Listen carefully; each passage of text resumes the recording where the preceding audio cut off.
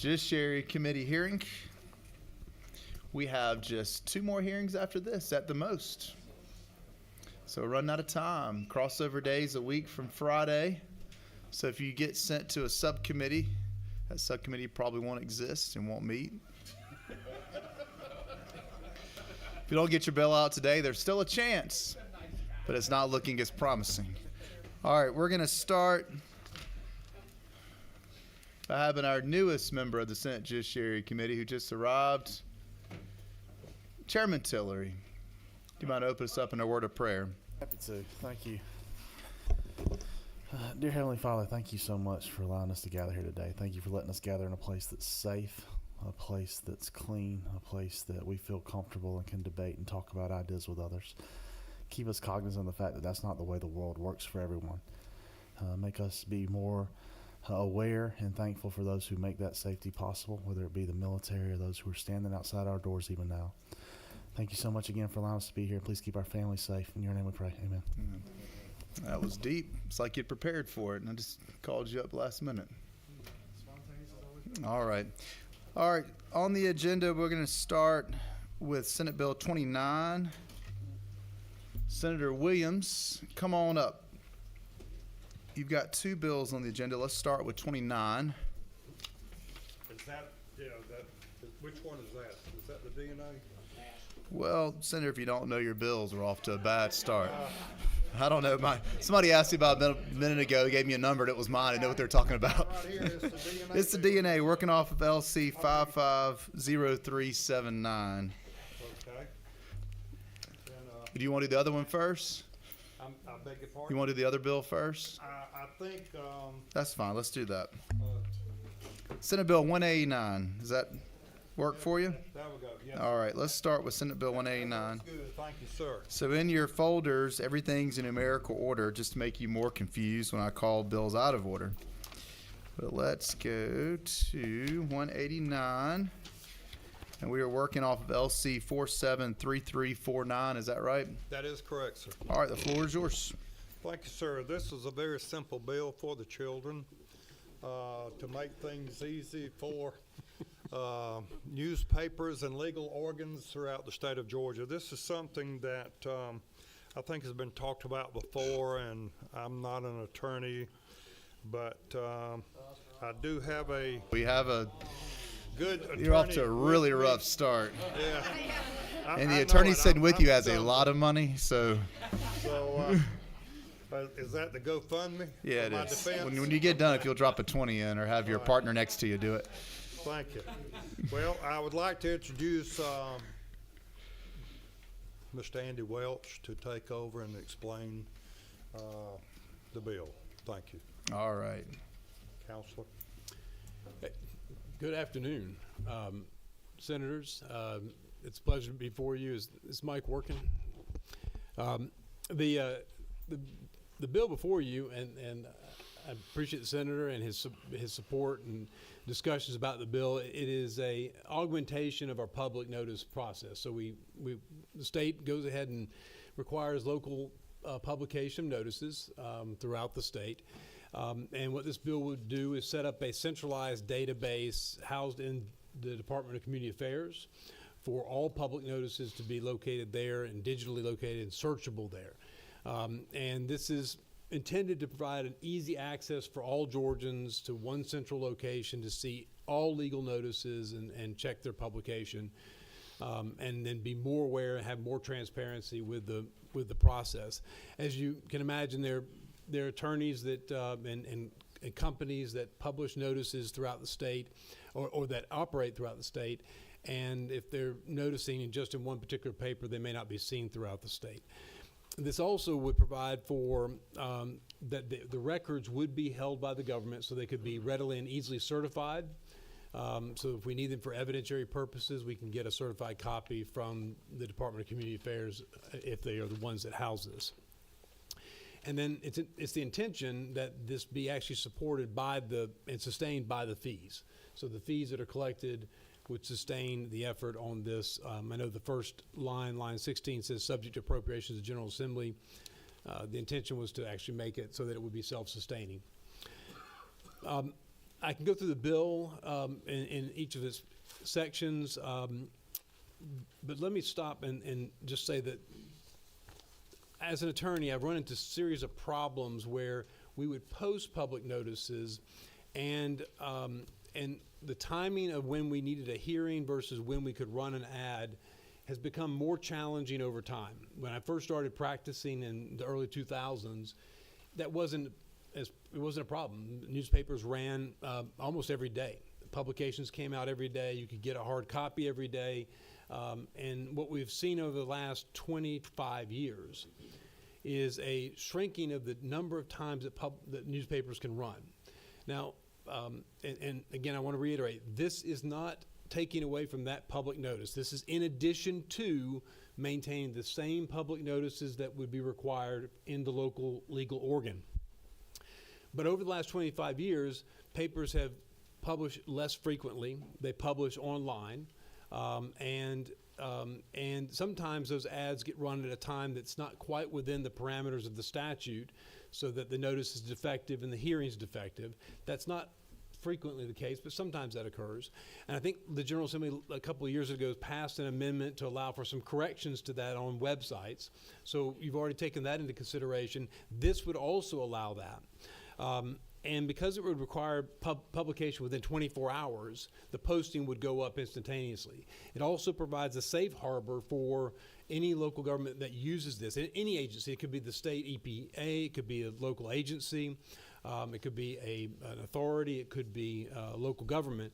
It has a safe harbor provision in it in lines 45 through 49, which ensures that if you have published correctly and timely and you publish in this new centralized database, that would satisfy the purposes of due process, even if there was a defect in the local advertisement. So I'm trying to sum it up as quickly as I can. There is one amendment that I would propose. This is offered to actually postpone and delay the implementation of this for 1 year. So that there's time to actually build the database before it becomes legally effective and required, because it does mandate publication in this system, but it would delay it for a year to let it get started up and get started before it would become effective. So I have that amendment here, and that's the only other change that I would have, unless you want to strike the subject to appropriations by the General Assembly in line 16 and add to that to be at the end of line 18. After the word circulation and before the period, to be funded by its own fees. And then there was a TO missing in line 52 at the very end. It says related. It should say related to the fees, but it just says related the fees. What was the change you were referencing on line 18 again? On line 18, it was a suggestion that this not be funded by the taxpayers, but be self-funded by the fees. So striking subject to appropriations by the General Assembly, comma, capitalizing the T to, and then at the end of it, after circulation on line 18, add after circulation, and between circulation of the period, add to be funded by its fees.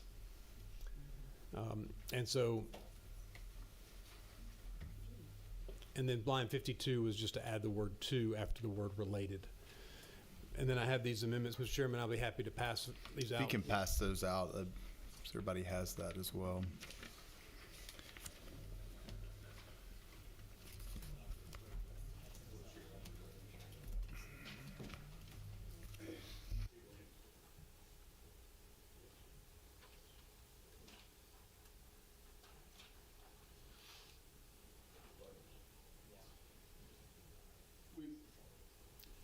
And I will point out there is a the Georgia Press Association has a website and that already exists.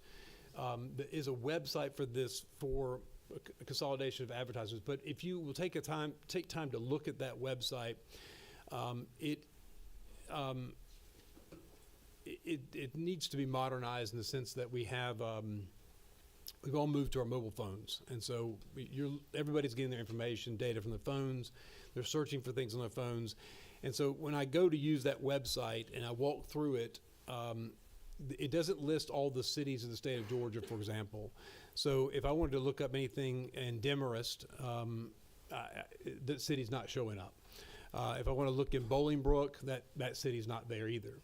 If I want to look at Twin Cities or Isle of Hope, not there.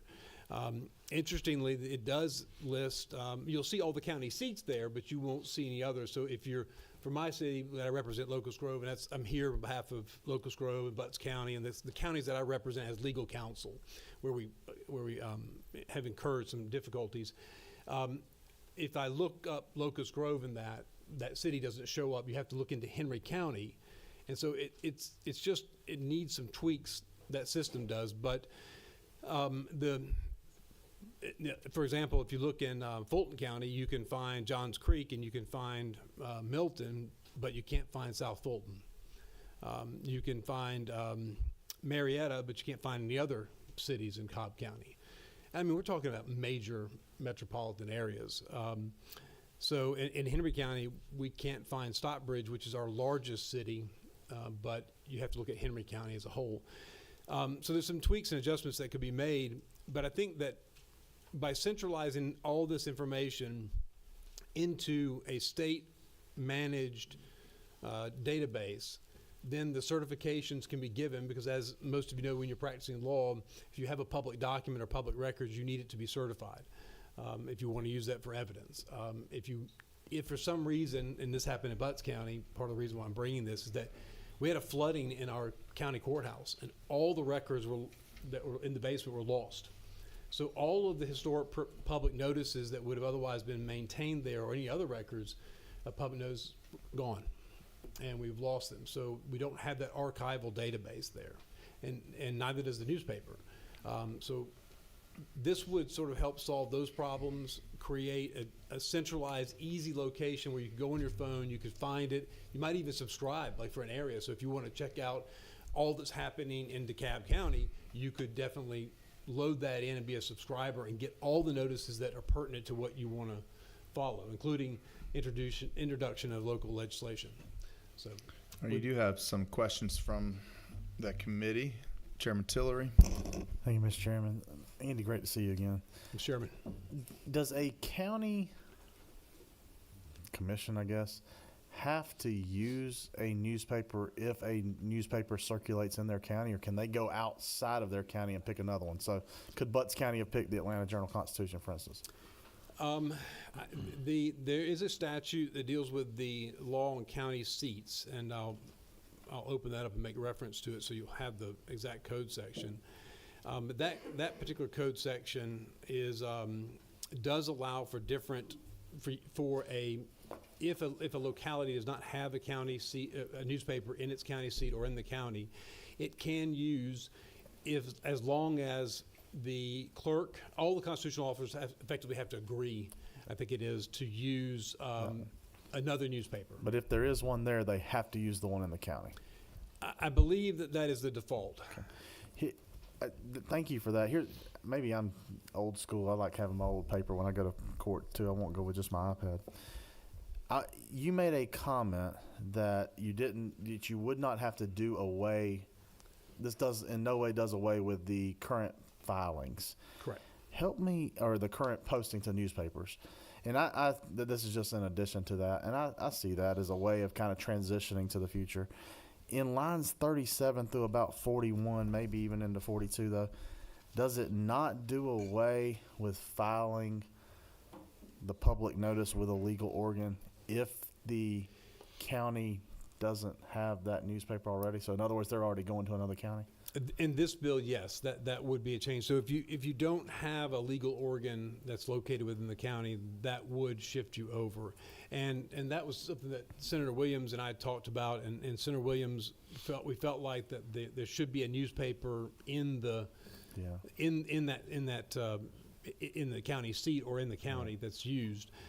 So if that's problematic language, I mean, that's not essential to what we're trying to accomplish here. It's problematic for me. If you have the votes without me, I totally get it. But Section D is that's the only one that I have a problem with right now.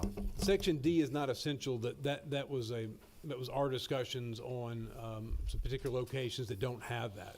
So if you wanted to strike Section D, You could insert it with the new section H that's in front of there if you wanted to, but if you wanted to strike that, that's not essential to the bill. I think the rest of the framework, though, is necessary. Thanks. And the reason being is where I am, you end up with one or two county newspapers that serve 3 or 4 counties, and if I do away with this, then I think I'm going to actually kill more of the county newspapers, and that's not what I want to do. Yeah, that's not the intention. So if that is going to be a problem, that's certainly not what this bill is about. This bill is about actually providing more public notice, easier, simpler in 2025, where we're all on our phones using. If you got the votes without me, I completely get that. I don't know if I have any votes.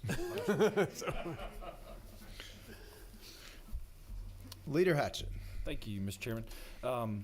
So piggybacking off of Chairman Tillery, isn't it true that every county has to designate a legal organ?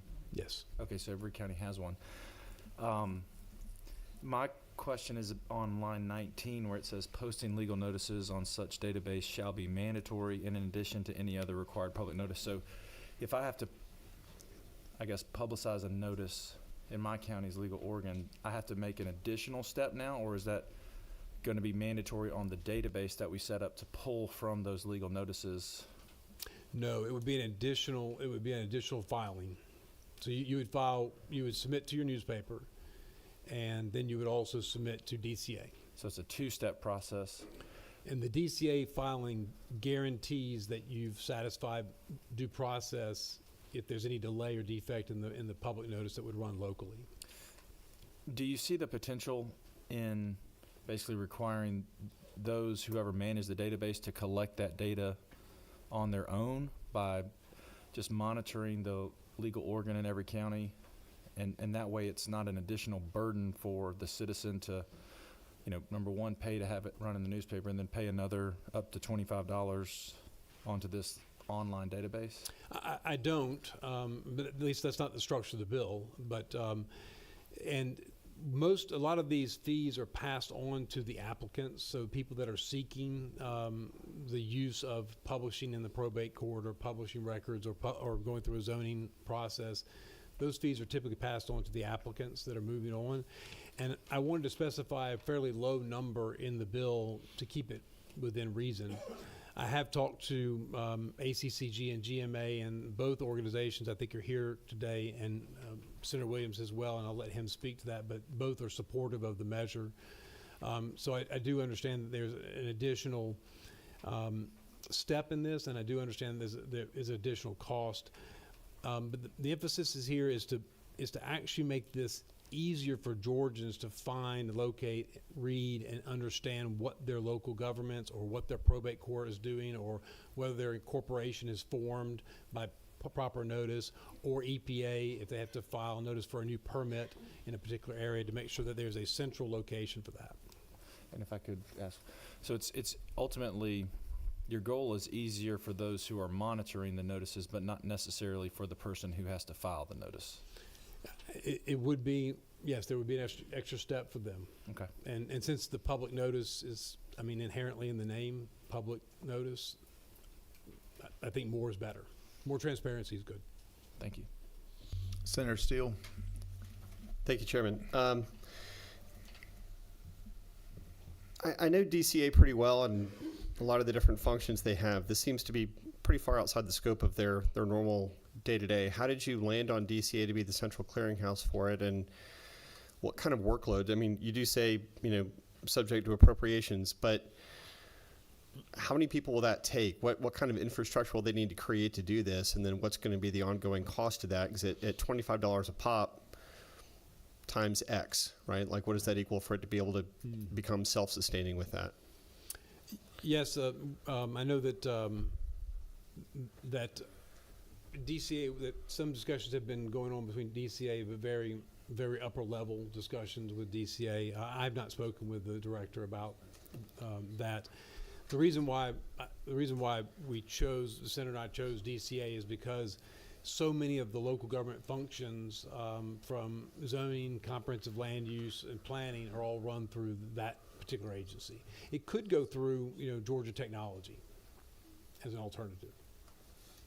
Senator Williams, have you spoken to DCA about this, the commissioner, and knowing what their perspective is on this? I mean, it's great that ACCG and GMA want to do it. I just think if we're going to legislate an agency to have to do something and we haven't spoken to them yet, it might be a step worth having. No, I have not. Okay, thank you. Any other questions from the committee for the author or Mr. Welch? All right, we have others to speak on the bill. If y'all want to step aside, we'll have Todd Edwards with ACCG.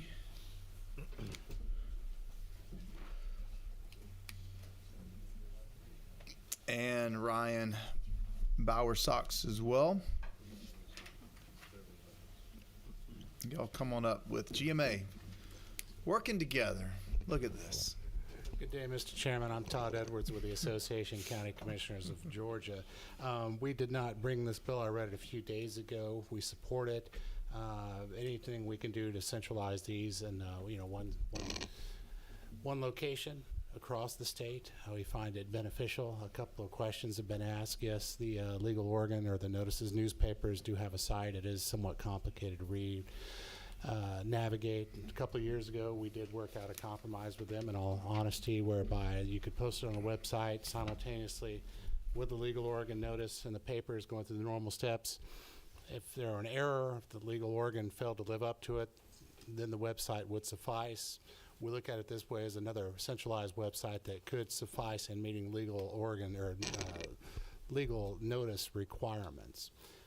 Truthfully, the $25 additional cost may be concerning. If there were an amendment offered to strike that additional cost for local governments, that would probably make it more appealing to our local governments. I don't sense that may be the sentiment at this time, but that is something we took into consideration.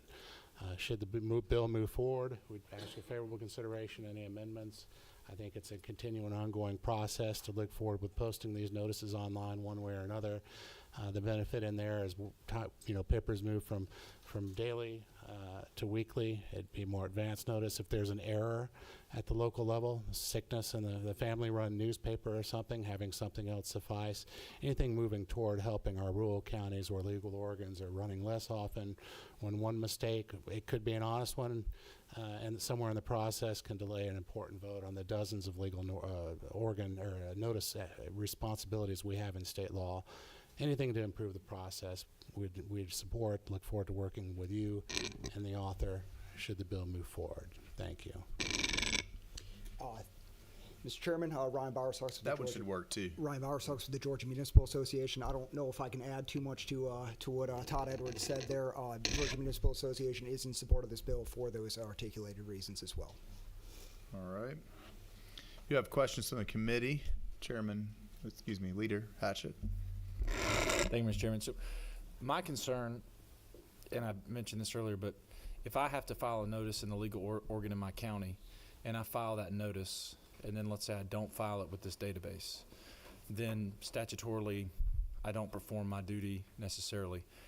Would you guys be open, and would it be a friendly amendment if it were to, instead of having the burden placed on the person filing the notice, if they jump through the hoops and actually get it in the legal organ in their county, could the people who are responsible for the database or even the newspaper just send the legal notices to this database and then they automatically get submitted, so you're not creating two hoops for someone who's just trying to get something published?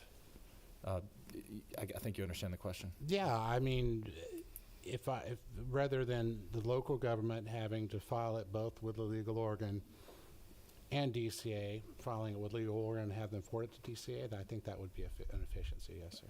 Okay. Thank you. Any other questions from the committee? All right, thank you. Thank you very much. Next, we have Reagan Marsh with the Georgia Press Association.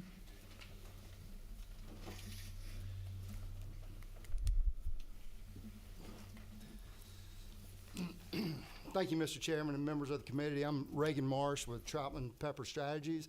Have Jaylene Hunter with me today, who's the executive director of the Georgia Press Association. We are here to oppose this bill for several different reasons. Number one, the private sector is already providing this type of website, so there's no reason to use taxpayer funds or to charge somebody to have to access a website like this. For example, we heard a reference to GeorgiaPublicNotice.com. You can put that in Google, it'll pop right up on your phone, and you can look at it while I'm talking to you. But if you go through lines 25 through 36 here, you'll see that the requirements, number one, designed to allow legal notices to be uploaded and commonly accessible. Georgia Public Notice does that. Number two, allow the online payment of reasonable publication fees that shall not exceed $25 per legal notice. Georgia Public Notice does not do that because they don't charge a fee to access the public notices on there. Post in a secure and unalterable format. Georgia Public Notice does that. Allow the public to search and view legal notices on the internet in a format that is accessible and readable from a mobile device. Again, Georgia Public Notice does that. Allow for the establishment of accounts so that you can receive notifications of certain postings. Georgia Public Notice does not do this, but they are working on providing this. And in addition, there's other private sector websites that already do it. So let's say you want to look up foreclosures. You can go to equator.com, you can go to homepath.com, you can go to realtytrack.com, and you can pay a fee to have them send you notices when foreclosures come out, whether it's mortgage or tax foreclosures. RFPs is another thing that people like to look up on these websites. Again, you can pay a fee to have someone send you RFPs if you want to pay that. The point is the private sector is providing this. Second reason, and this is probably the most important reason to the Georgia Press Association, we believe this bill contradicts other laws related to legal organ status. So if you'll go to OCGA 913-142, that's the code section that describes, and this is not in the bill, but that's the code section that describes how you designate a legal organ. And it says that a majority of the probate judge, sheriff, or superior court clerk shall designate the legal organ for the county. However, this bill, and one of the members pointed out at lines 37 through 42, says that the website can become the default legal organ for the county. And the way that happens is the designated legal organ fails to maintain an office in the county. So all of a sudden, you've usurped 3 elected officials, and a website has been able to designate itself as the legal organ of the county. So that puts anybody that wants to make a notice in a county in an awkward position if this happens. Who actually designates the legal organ? This bill doesn't answer that question. It creates conflict on that question. The third reason we oppose this bill is because it assumes that everyone has email access. And again, a member hit on this when they asked the question. And I'll just use an example. Let's say the legal organ in Camden County goes out of business, okay? I'll try to pick the county as far away from Atlanta as that I can think of. Let's say they go out of business and the DCA website becomes the legal organ for that county. If you're a citizen in Camden County, how do you post a legal notice? Do you have to go to Atlanta, to DCA? Do you have to go to wherever the website is located? If you don't post it by emailing it to them, if you want to do it in person, how do you do it? You got to drive a long way, I think, unless they plan on setting up an office in any county where they're serving as a legal organ. That's a few points that we would ask you to look at, and we're happy to answer any questions, Mr. Chairman. All right, any questions for Mr. Marsh? All right, none from the committee. All right, thank you all. Thank you, Mr. Chairman. Thank you. Senator Williams, you want to come back up? Mr. Welch? Anything, there was several suggestions, potential changes to the bill. It seems to me like it might make more sense for you to work on a substitute that has the buy-in from the committee before Thursday. But it's your bill. I'll follow your lead if you want to try to do that now as well, or if you have any response you want to give. No, I think the public hearing process is good to get the feedback that we got today, so we can work on striking that subparagraph D that Mr. Marsh spent most of his time talking about, because that seems to be a problem. And then on the aspect of uploading, this is uploading information. This is what happens at newspapers now, is that things are emailed to newspapers now. They're uploaded by email now. So email is the current way. But you could also go online, and you can go online to a website for any of the newspapers and upload ads that way too. So there won't be a need for any offices. And this can happen remotely from any jurisdiction in Georgia.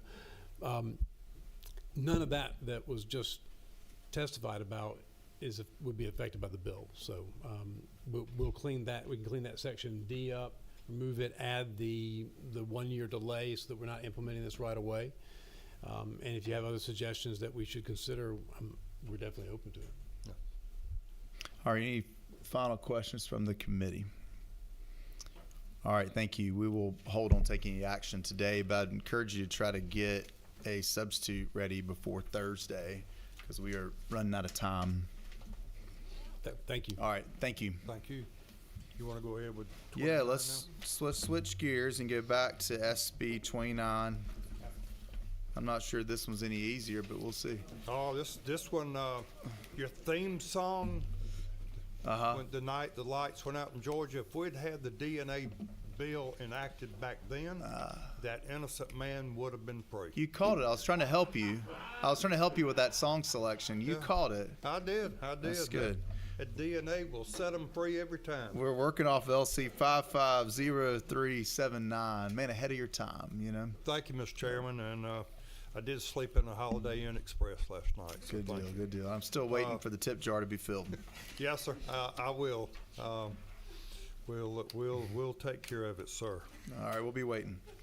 Go ahead, the floor is yours. Okay, this is a very simple bill. This is to keep the innocent out of jail and to put the guilty in jail. With the advent of, and you have information in your packets from the GBI on cost and even a couple of cold cases that have been solved. And this just comes about, and we can walk through the bill if you'd like. This will be whenever someone is booked on a felony and they're fingerprinted, that they will be swabbed. And this would go into CODIS. This is a national database that's kept up and maintained by the FBI. And if someone is exonerated or gone to trial and found innocent, then of course their DNA is removed from the database. This is would be, and I have with me Miss Ashley Spence, who has testimony, and if it's all right at this time, unless anybody has any questions of me at this time about the bill. Why don't we have her testify, then we'll open up for questions. Okay, great, thank you. Mr. Chair, members of the committee, thank you. I am Ashley Spence with DNA Justice Project, and I am here in support of SB 29. I sit before you not just as a mother, but as a survivor. I was 19 years old, a college student at Arizona State, and in the middle of the night, an intruder came into my apartment, smothered my face with a pillow, and repeatedly raped, beat, and nearly killed me. I was forced to endure this for hours, and I could never see the face of the person committing these horrific crimes against me. But I am so fortunate I survived, but he got away, and I never saw his face. I worked day and night with detectives, but there were no leads, and the fear was paralyzing. I dropped out of school. I moved to Newport Beach, California, before relocating back to my home state of Texas. It was there 7 years later, I got the shocking phone call. There was a DNA match in my case. Ironically, I had moved to Newport Beach to escape this monster. In reality, I moved to the very city that he lived. When he was apprehended for an unrelated offense, it was 1 block from where I lived all those years trying to break into a home where 3 young women lived. An officer saw him. He resisted the officer's arrest. Thankfully, California is one of 19 states that collects DNA upon all felony arrests. So they took his cheek swab, they uploaded it into our national DNA database, CODIS, and it hit a match back to mine and multiple others. He is a serial predator. He had a shed behind his home full of women's underwear and ID cards from all over the world. Now, we waited for trial on a very, very important case in the Supreme Court, Maryland versus King. 2013, they found that taking your DNA cheek swab for qualifying arrest is a reasonable part of the booking procedure. They compared it to fingerprinting. So we were able to go to trial, and he is now in prison for 138 years. I am so fortunate to have justice, but every victim deserves justice. And sadly, due to outdated DNA collection policies, justice will just continue to be withheld. You know, as the law stands here today in Georgia, my perpetrator would still be raping and harming other women because you would not have swabbed his cheek for that felony arrest. Right now, all 50 states collect DNA upon felony conviction. 31 do for certain violent felony arrests and burglary. In my home state of Texas, we just became the 19th in 2023 to collect for every single felony. Now, in 1 year of that, Texas DPS just published the numbers, and we solved 1,005 cases. When New Mexico increased their database to collect for all felony arrests, we saw an 83% match rate increase in the database. Now, CODIS is very protected. It's not 23andMe, it's not all of your DNA, it's a DNA profile, which is very different. We have never had a breach in our DNA database. It's been around since 1998. Even if we did, we would only find numbers. And it is a federal law and requirement. You have to be able to have your DNA expunged and destroyed from the database if you're found not guilty. The Office of the Inspector General, they do annual and random audits on the labs, and there are heavy fines and jail times. Now, really quickly, I want to just say there's one case in particular that sticks with me. In 2000, Jeffrey Griffin was charged with 8 murders and aggravated sexual assault. If the state had required him to give a DNA sample 5 years prior, when he was arrested for felony possession of controlled substance, they would have found a DNA match to a rape, and we would have prevented 8 homicides and 1 rape that we know of. So this is an incredible tool to not just save lives, it saves money too. The U.S. Department of Justice found that for every dollar invested in DNA, $90 is ultimately saved. And Dr. Jennifer Doliak found that for every $35 cheek swab, the taxpayer sees $27,000 in savings. So I just want to tell you how honored I am to be here in Georgia. You all have done tremendous work to protect your communities, and we only want to continue to build upon that success. And this is proven it works. And I can tell you, for 7 years while my perpetrator was free, all I could hear at night was the haunting, muffled screams of his next victim. He was out there. But now he can't harm anybody. And this law will not just provide justice. It can exonerate those that are wrongfully accused, and it can prevent this from happening to our children. So I thank you all so much from the bottom of my heart. And if you have any questions, I would be honored to answer them. Thank you. All right, we do have questions from the committee. Chairman Cowsert. Thank you, Mr. Chairman. If I could ask a couple of the author. So I've got concerns about people that are innocent until proven guilty, that are just arrested for somebody being subjected to this testing, because you can generate such personal information, their genealogical history, their medical profile, inherited diseases, all kind of things. I worry whether that's fair to do to people that are still innocent, not been convicted. Our current law allows you to swab anybody convicted of a felony, right? Right. Okay. Have you given that thought as to whether we have any constitutional rights against the invasion of our privacy simply for being arrested? Well, in my opinion, the swab is no different from the fingerprint. It's that person's identity. So, you know, it's gone into just a protected database, this CODIS, so it's not out there.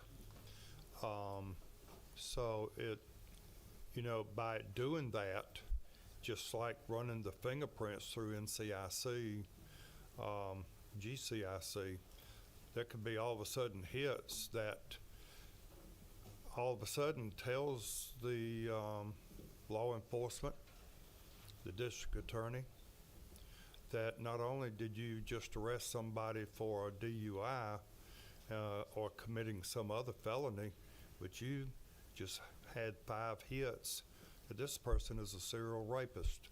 This person did do something. There's a couple of things in your folder. One, for instance, her slaying went unsolved for 34 years, but police say they identified her killer after he licked an envelope. Just May the 13th, 2024, Athens man arrested and charged with murder in the Tara Louise Baker cold case right there in Athens, Georgia, in your town. So, yes, sir, and just we all heard the news of a couple that was killed in a church, and a man went to prison and served 20 years, and because of DNA, he was just turned loose about 3 years ago, and another gentleman arrested and is now awaiting trial for that double homicide in a church. So it's a tool, and it's in the toolbox. So for a quick follow-up, if I may, Mr. Chairman, if it's so effective of a tool, why don't we swab everybody arrested for anything from a traffic ticket to a misdemeanor or whatever? Or for that matter, in the heel prick test on every infant, let's grab their DNA, so then we'll know if they ever do a crime in their lifetime, will it be easier to catch them? Is there a Well- reason not to broaden it if that's the purpose? Well, you know, there again, Senator, I appreciate your questions. And just looking at the states surrounding us, Florida started this in 2009, North Carolina started it in 2009, South Carolina in 2008, Tennessee in 2007, and Lord help us, Alabama did this 2010. 15 years ago, Alabama's been ahead of us. Can we afford that? Anyway, Ashley, would you care to respond to any of the questions? You could respond better than I can. Mr. Chair, is that all right? Yeah, it's pretty good. So what actually goes into our DNA database, it's very different than 23andMe. That's not it at all. So genetic scientists, our DNA is made up of 3 billion markers. Markers is 2 sets of numbers. They picked 20 to 24 markers. I actually printed them out of my business card. I'll send it to you all after this. And it has no coding information. It wouldn't say that I'm Lebanese, that I'm predisposed to any genetic diseases. It does not even have a name in there. It's just a specimen ID number that is generated by the lab. So the actual names are kept in a private offline system. And what happens is if there is a match of these numbers, then there is a small number of people that can actually have access to that computer. The person that has access, there's a heavy fine, jail time if they violate this. They don't violate this. We have not seen that happening. And they can only release it to the team investigating the case. That right there can only be used as a search warrant. They have to use that as a tool. Then they go and they have to get a search warrant for a second swab of DNA. If that swab of DNA matches, then that is what's admissible in court. And again, it's a federal law. Your DNA is destroyed. You can't actually find it by a third party searching. Your DNA record is not public. It's not accessible. And even if they did find it, it's just numbers. But there's nothing in their coding about it except for male or female. If you could read it, that's all it would say. Yes, it's at the bottom of my card right there. All right, any other questions from the committee? Leader Hatchett. So what you're proposing is not necessarily to take like the entire human genome. It's like taking a fingerprint and just circling little tiny spots on the fingerprint, and if they all match, then you can, I guess, show that that person is who they are. So if it got in the wrong hands, you would just have random. Did you say 20? 20 to 24, yes, depending on the state, but it's what's at the bottom of my card, and so it doesn't have any of that information in there. It's very different than 23andMe, and that does confuse people, but it's not the same at all. Thank you. Thank you. Any other questions from the committee for the author or Ms. Spence? Senator Steele. Since we all touched your business card, have we all shared DNA then? You on fell that for sale? it. You fell for it. With the approximate number of people, to go back to Chairman Cowsert's question, right, so if we were to look at all people convicted of felony, or that would fall into the bucket that you're looking at, and then looking at your draft analysis of the cost, do we have a recurring cost of what that would be, and would it be charged to the state, to the county, to the municipality? How's that going to work? My proposal is that the state would furnish this. The kits are $1.44 each, plus postage to the GBI, so there's going to be an ongoing cost. So we're going to need to hopefully get this bill out, get an actuarial on it, and so we'll have a study, and then we'll have to go to appropriations and try to get the money appropriated. Chairman Tillery, are you still? Just wondering if you were perking up to that one. As Ms. Spence testified as to the cost again for the kits, would you repeat that? Well, with the ROI is pretty good in this. It really is, and that's what we've seen. It has a good track record. But for every dollar invested in DNA, $90 is ultimately saved. And then Dr. Jennifer Doliak found that for every $35 cheek swab, the taxpayer sees $27,000 in savings. We are normally dealing with these violent predators. They're repeat. They commit about 7 to 9 felonies on average before they're actually getting caught. So this actually can help alleviate that. And again, you have the right people off the streets and you have the wrong ones free. It's incredible for saving money and lives, in my opinion. Thank you. know, you think back on the restitution that we pay, and what are we going to pay this gentleman that spent 20 years in prison, this innocent man? How much money is the state liable to him? That probably would wind up paying for the DNA for several years. It would prevent that restitution, so it hopefully would balance out. All right, no other questions from the committee at this time. Y'all could step aside. We got a couple people want to speak on the bill. First is Mike Mitchell with the Georgia Sheriff's Association.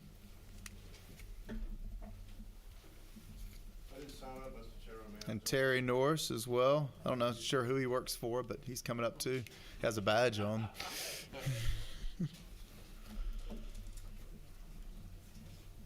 First time this year in the committee, right? I think testifying at least. Chairs are comfortable. Yeah, it's been a hot seat so far tonight. They're warm. Yeah. Well, thank you, Mr. Chairman, members of the committee. My name is Mike Mitchell. I'm the Deputy Director at the Georgia Sheriff's Association. My boss here to the left, Terry Norris. And it is the sheriff's position on this bill that we are supportive of this measure, but we do have a couple of requests and one concern. It's already been mentioned, the cost. So it's a little bit unclear to us what the cost is going to be, but we would ask this committee that some language be added to the bill that the costs that are incurred by the sheriffs and the local governments be fully covered by the state. Secondly, related to the collection and the transmission of the swab to the GBI, we would ask that that be the responsibility of the arresting officer to collect that and to submit it to the GBI. There's been some discussion already about fingerprints, so if the arresting officer is collecting this DNA, that they do it and submit that. It would be in line with what they're currently doing with the fingerprints. It would take the responsibility off of the jail staff. And then one concern that we have, Mr. Chairman, members of the committee, is agencies that are collecting this DNA information.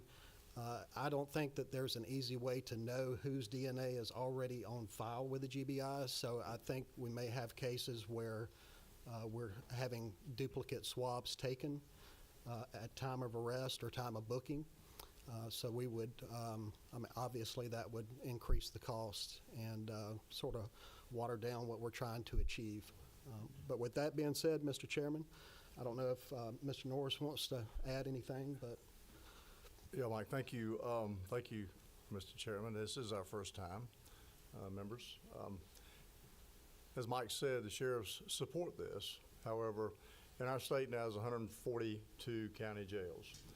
We have the second largest number of counties behind Texas, who has, I think, 254. Not all of our counties have jails, but the 142 with that 38,000 people. As you all know, we've been to you many times talking about the difficulty of hiring deputies and hiring jail staff. So if you think about it that way, we're always looking for jail staff. Jail staff in our state, in most counties, are the lowest paid, one of the hardest jobs you have. Just, that's the way it is. So, you know, generally when somebody goes to work in a jail, they're looking forward to getting to the road, right? So that jail staff is changing constantly. We do collect a lot of information in county jails. County jails, the records management systems and the technology available in county jails vary by county. Some are very advanced, some are not. As Mike mentioned, I think I know the bill contemplates taking DNA on everyone arrested for felony offenses, and then there's some provisions in the bill to remove that for the Department of Forensic Sciences at GBI to remove that record. As Mike said, though, we're going to see a criminal history record on people. If you've ever looked at a criminal history record, it is not, it's a very complex record a lot of times. So we may be able to identify that Terry was arrested for a felony. We would not know that I had been arrested in the past for a felony. We could know it, but we would not necessarily know it. And if there were people who had been convicted and their appeal, they had their conviction overturned on appeal, we would not know that. So as Mike said, we're going to end up, if we do it in the jails, we prefer to see the arresting agency or officer do it. That's the way the fingerprint law is now. Granted, in most cases, county jails are sophisticated enough where most of this, or almost all of this, is digital anymore. So many jails will go ahead and print for the officer. For instance, in Atlanta, I think that what happens in Atlanta PD probably prints their people when they arrest them, and when they book them in the county jail is doing it again. So most cases, the jails are printing them, but the law really specifies that the arresting agency should do it. We feel that if we're going to do this, and it is not a bad idea, in fact, it's a good idea. We think the arresting agencies ought to have a big hand in doing that. So I guess the biggest thing is for us, how do we do this? Can we do it? Is the cost going to be prohibitive? Honestly, I come to y'all every year for many, many years, and I don't want to sound like a broken record, but historically, General Assemblies and governors have said, sheriffs, y'all do this. And it has mounted up from the beginning of time. And sheriffs, like no other in our state, have these mounds of things that are good things for us to do that you all and the governors have told us to do. So we would hope in this instance there'd be some consideration to the cost of this. Each of you represent a district that has, some of you have many sheriffs.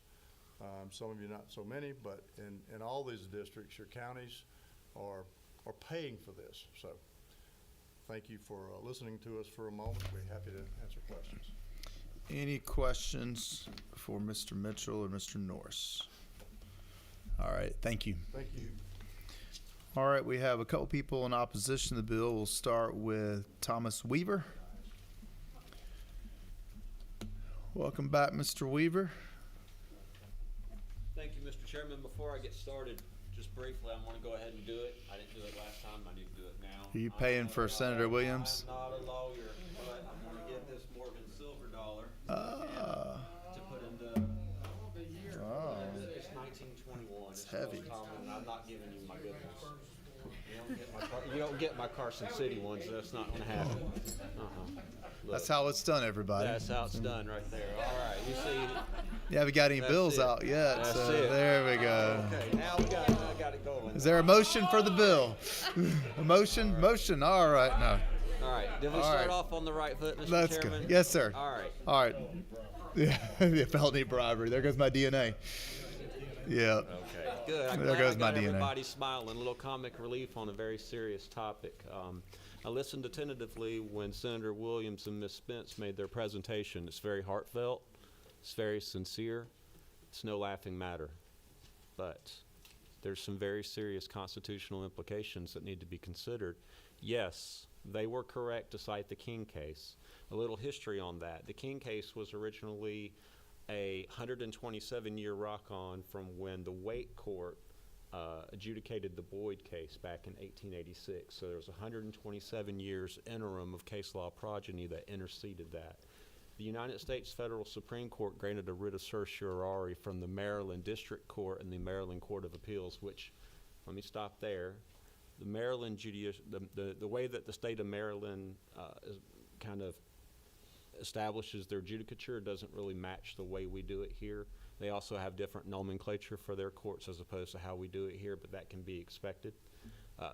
Having shared that, the United States Federal Supreme Court granted certiorari and adjudicated the case by finding that the compelled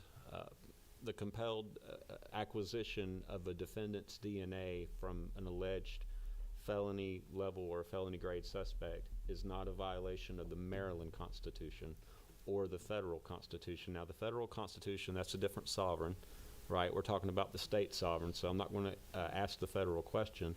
The Maryland Constitution has the same constitutional language in their state constitution that you see in the United States federal Constitution. Unfortunately, or rather for my position, fortunately, here in Georgia, ours is more broad. And you don't take my word for it, that's from Chief Justice Boggs. The Boggs Court here within our state Supreme Court has, through Elliott, they have ruled that the Olivic factors do apply, and that was actually further established under the AWOD factors that they've released. Both of those cases had to do with DUI, and you may recall, for those of you who've been here for a few sessions, there was actually a major bill that was run through this General Assembly because of that Supreme Court ruling. Our Georgia Constitution prohibits the state from compelling a defendant from presenting any manner of compelling evidence or testimony that in any manner could compel or imply guilt, whereas the United States federal Constitution does not. Now, is there any case law pending bar before the Supreme Court here within our state sovereign that speaks to the DNA question? I don't know if there is or is not, or if there is any case that's pending, whether or not they choose to grant certiorari or not, or whether or not one's coming down the pike. I don't know. But what I can tell you is, and this is fact, not opinion, under Elliott, they said the state cannot compel a breathalyzer test. And then under AWOD, you cannot compel a urinalysis. So you can extract DNA through a urinalysis. But that's not the issue here. This is an inside the cheek swab. I would imagine that if an alleged criminal defendant were arrested for a felony level offense, if this should become law, not saying it will or won't, I could imagine that that alleged criminal defendant, by and through skilled counsel, would be able to petition the Georgia Supreme Court within our state sovereign to apply our 16th paragraphical amendment under Section 1, Article 1 of our Georgia Constitution, and seek for a court to strike and to refuse to grant or to refuse to allow the admittance of that evidence under a motion to suppress because it's compelled under the bill. Here, this mandates that the defendant shall provide that sample and that those jails, those sheriffs, shall obtain that sample. I would think that if you look at the case law progeny applying the Olivic factors, the Elliott factors, and the AWOD factors that have been established through that litmus test, that our Georgia Supreme Court across the street, the Boggs Court, and by the way, the majority of the panel of justices who all released those three opinions still hold majority bar over there. They found under our Georgia Constitution that you have to actually look back to the founding of our state, right? And you have to apply the common law factors that was understood by the framers of our Constitution when it was founded by Oglethorpe and moving forward, and that's what they've ruled. And I understand that that's not what people want to hear, but that's what they need to hear, because I think that this Georgia General Assembly under our state constitution is barred from passing any legislation that doesn't meet with constitutional muster. Although it's my hope I didn't steal anyone's thunder, Mr. Chairman. I don't think so. And again, I'm not a lawyer on that, but that's what they have released. He's already paid. I've already. If you want another one, I have to bring it. I'll put another $1 in the jar. All right, you have a question, Mr. Weaver, from Leader Hatchett. So I appreciate your analysis, and I'm going to go back to equating this to fingerprints. But just your understanding now, if in the case of a rape victim, for example, that goes and has a rape kit done, and they have the perpetrator's DNA, when someone is arrested and suspected, is a district attorney now in the state of Georgia allowed to get their DNA to basically compare to see if it matches? So I want to tread carefully there. To the extent that a victim can voluntarily provide a DNA sample for DNA analysis in hopes of giving the state some type of evidence that it can weigh against a future potential DNA collection in order to affirmatively identify a potential alleged suspect, that may be something that the averred victim may be able to do on their own voluntarily and consensually. The crux of my concern, and an approbation of the severity of the issue, Leader Hatchett, is whether or not the state can constitutionally compel the alleged criminal defendant at the time of the arrest to provide the sample if the alleged criminal defendant on their own words or through skilled counsel says, I refuse to provide this sample because I'm in fear that my provided sample may involuntarily somehow get me wrapped up in something that I don't need to be. I think that it could cause a constitutional issue if they invoke our 16th paragraphical amendment protection. And so when they're just investigating one crime, can they take someone's DNA, or can you refuse to give your DNA now? I would imagine that the way that the statute sits now is they can't collect it at the time of arrest. If the Georgia General Assembly changes this statute to compel a defendant to provide that sample, I could imagine that a skilled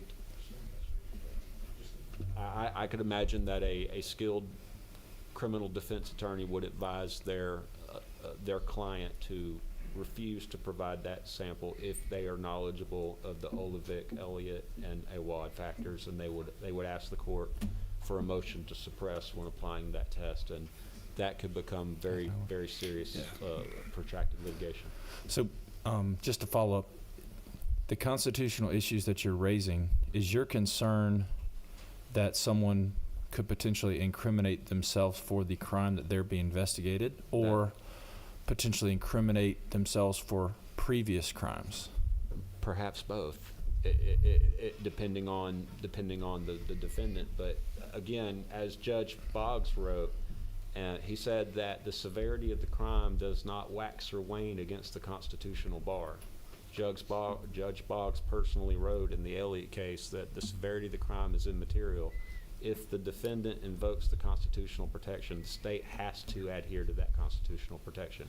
Just because it inconvenienced the state, just because it may or may not have solved a case, that's just tough. The state has to adhere to what the framers put in the Constitution when James Oglethorpe and the founders said that a person cannot be compelled in any manner to provide any evidence or testimony that in any means could potentially be incriminating. And if that frustrates this committee's effort here, that's what your Georgia Supreme Court said across the street. That's not to be terse. That's what they said across the street in the Nathan Deal Justice Center. I guess that's the only thing I can say. That's not to be mean. And so at this point, if someone were to refuse to give their DNA in a particular case, then the jury would hear that they refused to give their DNA. Well, I mean, the jury could certainly hear it, but I mean, if the defendant were to request a bench trial, I guess the jury wouldn't hear it. Okay. Sorry, I don't want to go into speculation or conjecture on that. Chairman Watson. Just being from Savannah and Oglethorpe, you do remember one of the things that he excluded from our state was Fill me in, please. lawyers. Yeah, lawyers. Well, I said that phrase. Not saying it again. I have to put another $1 in a jar. Chairman Watson's mic's not working I know, anymore. Have y'all I know noticed? Your mic's not on, Chairman Watson. That was not my question. There you go. Lawyers, All right, now you're on. alcohol, and slavery. Right. So we are basing that on Oglethorpe. So to me, the fingerprints is sort of an active versus passive giving, and I want you to help me understand how we can do fingerprints. And I get the active versus the passive aspect of giving urine or breathalyzer, because that's an active that you may have to catheterize the person relating to that. So that's a very invasive aspect of that, drawing blood or getting breathalyzer. But the DNA for a swab, well, I don't know. So how can we get fingerprints and not get a swab? I don't see much difference in that. I'll let you answer, but let's remember, we have a lot of bills to get through in a late evening. I think this is an It's important one because if what Mr. Weaver is saying is that if we pass this bill, a criminal defense attorney will take it to the Supreme Court, and then Right. they will have to rule. I mean, basically, that's what we're doing. So I'd like to hear. Yes, Senator. Thank you for the question, Senator Watson. It would be a very interesting case if a criminal defense attorney were to ask the Georgia Supreme Court under a writ of certiorari whether or not a alleged criminal defendant can be compelled to provide their fingerprints now if the criminal defendant thought that their fingerprints may somehow implicate them in some type of wrongdoing based on their holdings. But to be clear, in an approbation of what the chair just shared, it's kind of the case of don't take my word for it. I can go print off the opinion slips. It's hundreds of pages long. I don't doubt that. Oh, so that was the answer, that you may think that may be unconstitutional too. Wow. Ooh, okay.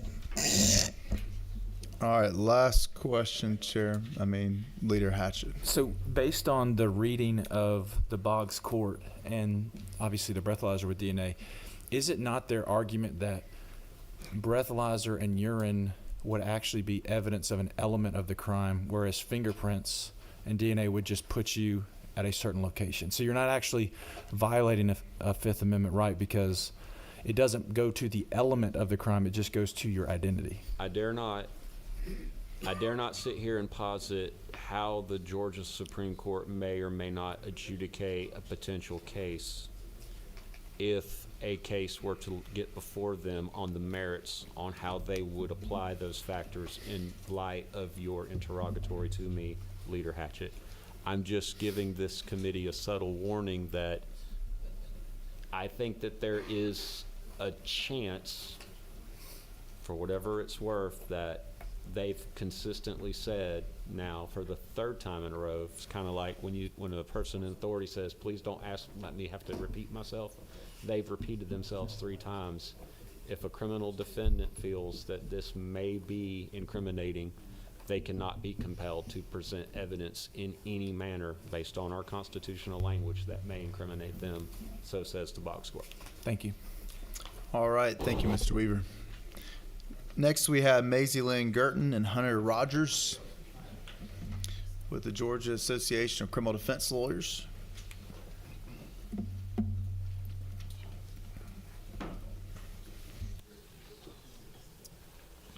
Good afternoon, Chairman Eddie. Thank you so much for hearing from us on this bill.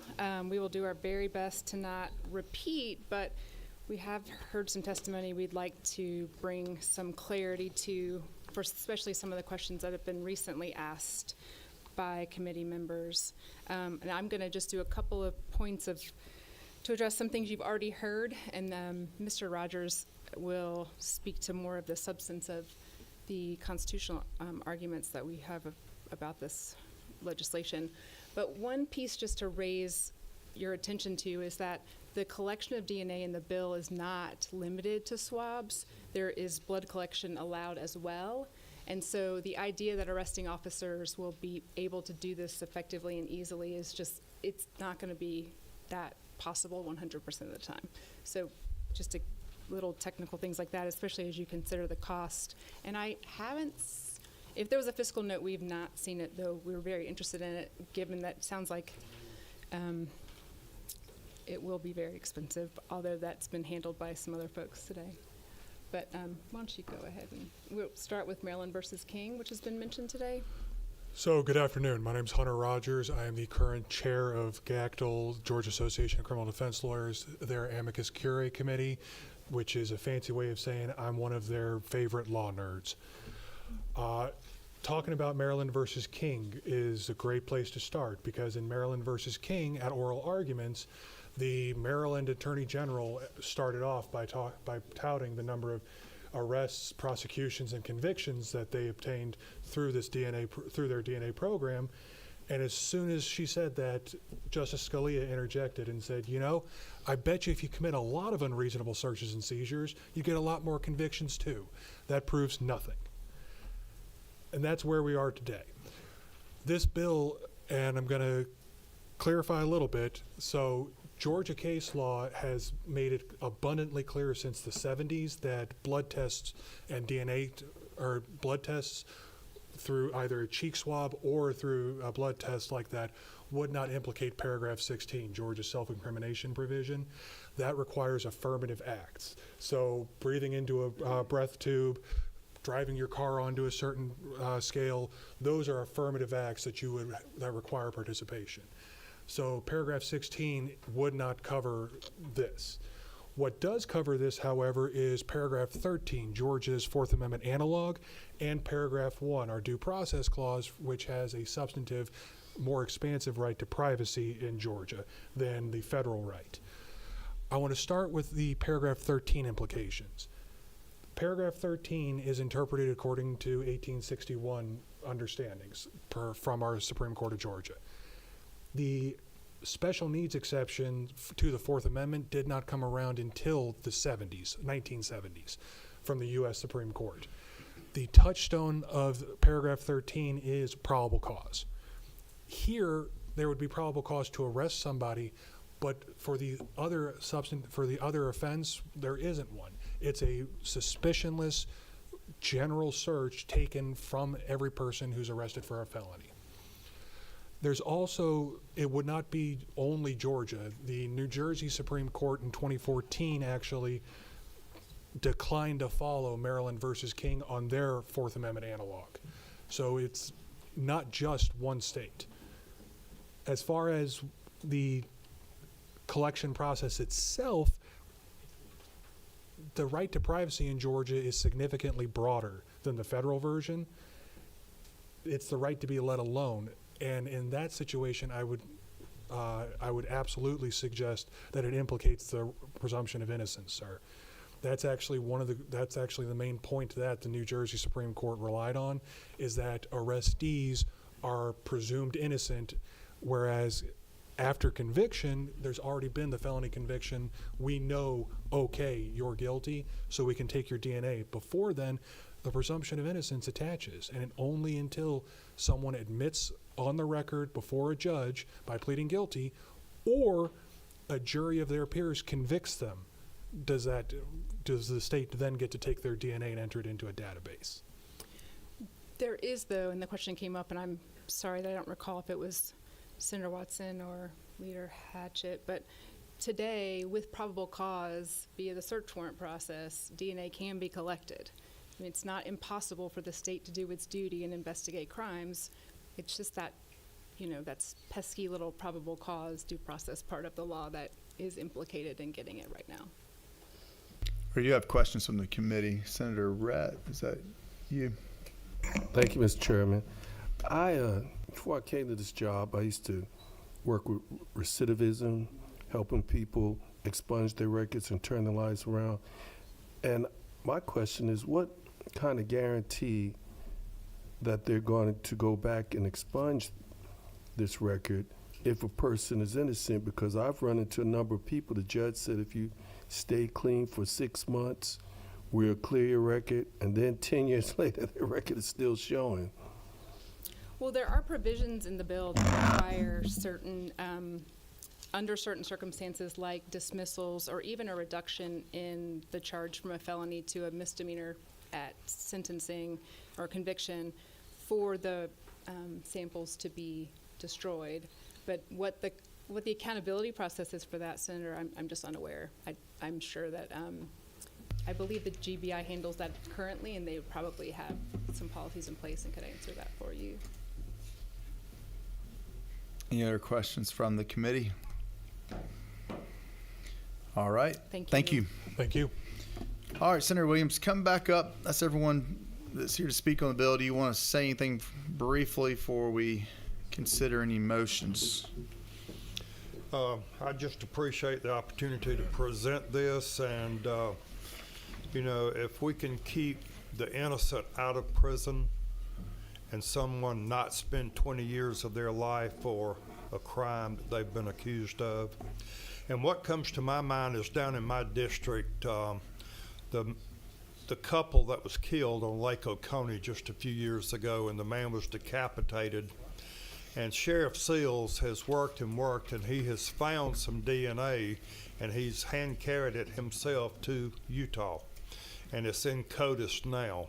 So apparently that killer is still on the loose, who brutally removed that man's head, and I handled both of them, and I saw the wife had cinder blocks tied to her ankles and dropped into Lake Oconee. And if we can find that killer and a few other killers, but yet set the innocent free, it's all been worth it. And I thank you very much for the opportunity. All right. That's everyone that signed up to speak on the bill. What's the pleasure of the committee? Chairman, I'll make a motion to pass. We have a motion to pass from Leader Hatchett. Do we have a second? Second. Second from the pro tem. Any discussion? Senator Parent. Thank you. Thank you so much, Chairman Williams, for bringing this bill. I'm thinking it's really a needed step for us to get to. I am a little concerned that it might not. I just have some questions around cost and procedure still. I'm for the concept. I just don't know that I'm quite there yet on passing it out of committee, only because I want to chase down a couple things on the procedure. On the and the cost. we've got to get an actuarial, and you know that can only come if we pass it and get it out, and then we get the actuarial on what it would cost. And you know, I look at this as a 2-year process, so we're going to have to get it through and then find out the cost and then work out the details on getting it paid for. Great. Can I ask one more follow-up? Okay. I guess that is a way to do it in terms of the cost. A little different than some other ways, but that seems like it would work. Yeah. As far as some of the comments on procedure by the Sheriff's Association, did you have any reaction to those, or feel that potentially any sort of like tightening or cleanup? No, that's certainly fine. The way they explained it, that the arresting officer, you know, is doing the fingerprinting and to do the swabbing, and it's just as simple as, right. And that's it. What does one do? It's a lot simpler than even fingerprinting. It sure seems it. Have any of the states run into problems where someone refused to be swabbed, or is that just kind of impossible to do? Well, that's always a possibility, and then they just sit in the cell until they decide to open the mouth and let them swab them. I figured maybe they get a cup of water and then Yes, that ma'am. takes care of it, right?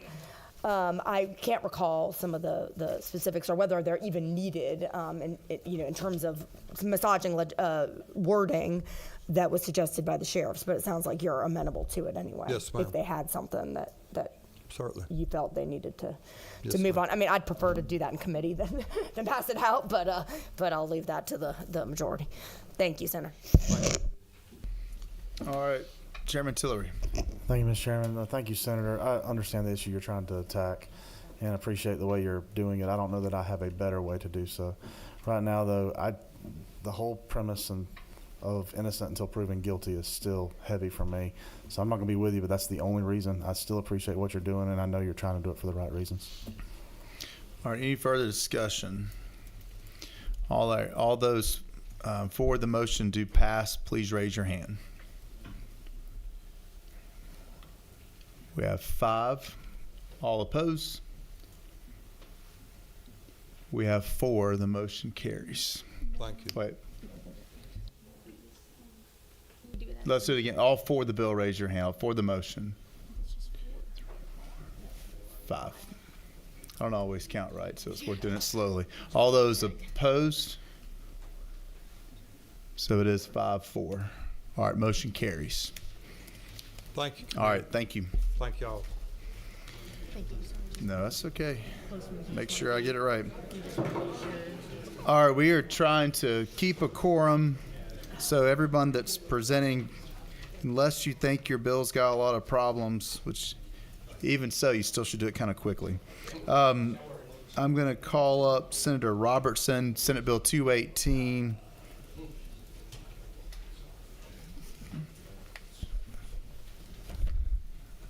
I know, I promise there's a method to the madness. We are working off of LC 492232. Yes, sir. That's what I have. All right, the floor is yours. Thank you. Mr. Chairman, this is hopefully the final piece of cleanup that we've experienced with the PAQC, Prosecutorial Attorneys Qualification Commission. Senate Bill 218 is really simple and straightforward. The background of this bill, it addresses the powers, authority, and personnel assigned to the Prosecuting Attorneys Qualification Commission, known as the PAQC. It was created in 2023 via Senate Bill 63, and provisions related to its rulemaking authority were clarified in 2024 via Senate Bill 332. Quickly, Section 1 of the bill clarifies provisions related to expense reimbursement for members of the PAQC. Section 1 also clarifies provisions regarding confidentiality of complaints brought by the Commission. Specifically, the bill provides for limited disclosure of dismissed complaints. Section 1 of the bill also clarifies that respondents to a complaint are entitled to appeal a decision by the hearing panel by submitting a petition for review to the Superior Court of the county where the respondent serves. Such appeals are subject to rules governing state and Superior Court appellate practice. The bill clarifies that the respondent does not have the right to a jury trial and that the respondent's right to review is limited to a determination of whether the hearing panel's decision was arbitrary, capricious, or an abuse of discretion. Section 1 also clarifies that the Commission could begin receiving complaints on April 1, 2024, which follows the effective date of Bill SB 332, clarifying its rulemaking authority. The bill also establishes the PAQC as a separate budget unit under the Budget Act and assigns the PAQC to the Administrative Office of the Courts for administrative purposes.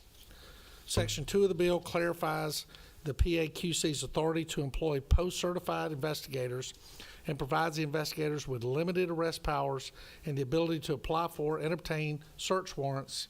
And Section 2 also outlines the PAQC's subpoena powers. Section 3 of the bill clarifies the current and former PAQC members and personnel are exempt from certain restrictions on the carrying of firearms, which ties into the post-certification. And this bill, if passed, would become effective on July 1 of 2025.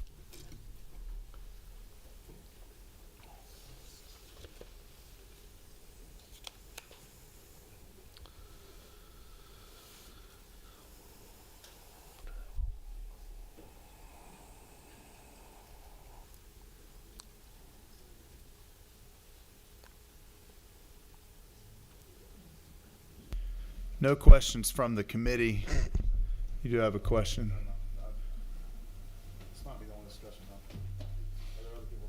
No, there's nobody else signed up to speak on the bill, so if you have something to speak now. Chairman Tillery. Would you consider amendment friendly on line 85 to go to April 1, 2023? Yeah, I would take that as a friendly amendment, Mr. Chair. You would? I would. All right, what's the pleasure of the committee? Motion to pass from Chairman Tillery. Is there a second? Second from the pro tem. Any amendments? All right. Mr. Chairman, I'd like on line 85, take April 1, 2024 to April 1, 2023. Do we have a second for the amendment? Second. We have a second from Senator Parent. Any discussion? All those in favor of the amendment say aye. Aye. It is unanimous. Back to the motion to pass now as amended. All those in favor of the motion, please raise your hand.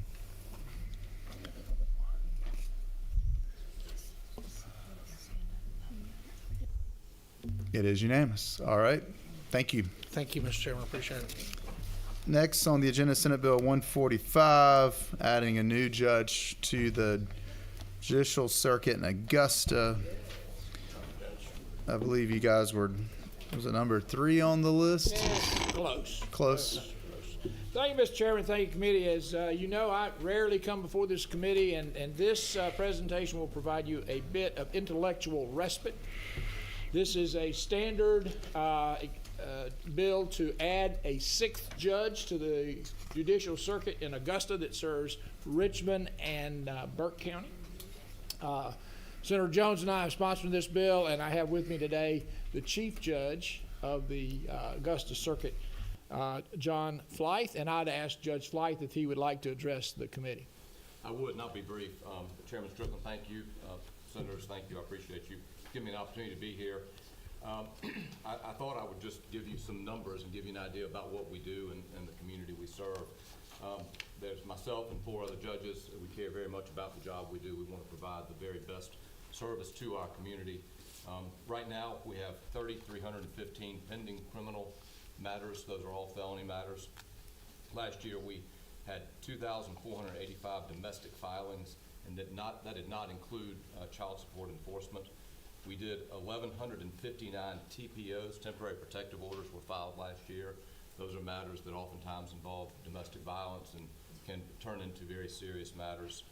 We have an accountability court that has 82 participants at this time. We have a pilot project with the Department of Corrections where we're going to bring in people post-conviction to help them re-enter society. Accountability courts provide good results, but they are time-consuming for the judges that provide services to those courts. From February 5th until this morning, I signed 43 search warrants and returns. I don't have numbers from my colleagues. I've asked them to start tracking that. That is typically a service that is provided by other classes of court, but in our circuit, it is customary for the Superior Court judges to handle those search warrants. We have over 200,000 people living in Richmond and Burke counties. Our circuit serves many other surrounding counties. We have North Augusta and Aiken County next to us, Columbia County, which was formerly part of our circuit before a circuit split several years ago. Last year in our circuit, we had 50 murders. We're on track to exceed that this year. We have over 100 people in custody in the Richmond County Jail with pending murder cases, and some of those have multiple defendants, and depending on the evidentiary situation, that could be multiple trials per defendant. The most I've ever been able to try in a year with jury trials, some of those being multi-week trials, is somewhere in the 15 to 18 trials a year range, just with the demands placed upon prosecutors and lawyers and our other obligations. That's what we have, and that really barely clears the amount of murder cases we have. That is not taking into consideration aggravated assault. Judge, can you pull the mic back? It's probably a little late in the conversation, but well, I'm unaccustomed to it. Anyway, I'm the sorry 10s about watching that. online couldn't hear you, but well, they, I'm afraid, weren't missing too much. But we still have other serious violent felonies we have to deal with: drug trafficking, rapes, sexual offenses, child molestations. We have a jail situation that concerns all of us. If it becomes too much of an issue, we can have concerns that maybe there'll be litigation and some control from outside forces. We have a sheriff who's committed to moving cases. You have a bench that is committed to doing that, providing the best possible service and justice to our citizens, and we want to make sure that we have all the resources available to us to do that. So I would be very appreciative for a 6th judgeship. I think that judge could go straight to work and provide good service to our community and help with public safety and make sure that folks who are accused of crimes have a speedy and fair trial. So I'm happy to answer any questions you may have. Thank you. All right, any questions from the committee? If I may, Mr. Chairman, just If point you out. must. I'm sorry. We have a motion to pass from. Do you want to say anything else now? No. Okay. Is there a second? Thank you, Mr. Chairman. It's a second. Who cares a little bit about this bill too from his area? Any discussion? All those in favor of the motion, please say aye. Aye. It appears to be unanimous. Thank you. Good job. Thank you. All right, next we're going to go to Senate Bill 163. Senator Moore, come on down. Thank you, Mr. Chairman.